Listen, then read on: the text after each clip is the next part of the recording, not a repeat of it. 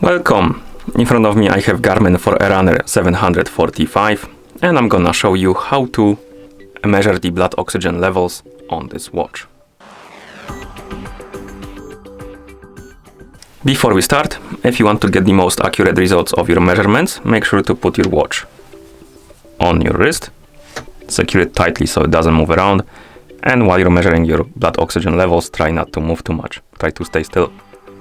I'm just gonna put my finger on the sensor right here, but because of that, my results probably won't be too accurate. Okay, now let's continue with the measurement.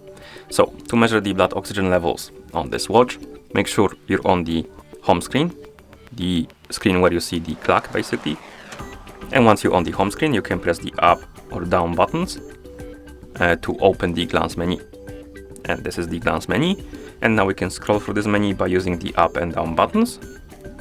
Scroll through the menu, select the glance called Pulse Ox. This is the widget or glance that allows us to measure the blood oxygen levels.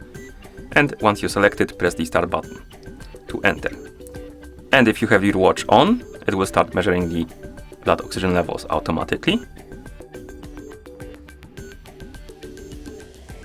And while it's measuring, try to stay still.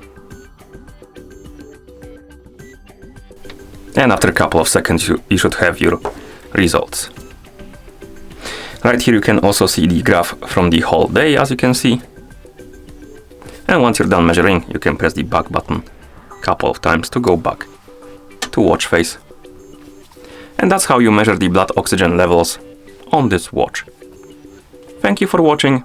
If you found this video helpful, please consider subscribing to our channel and leaving the like on the video.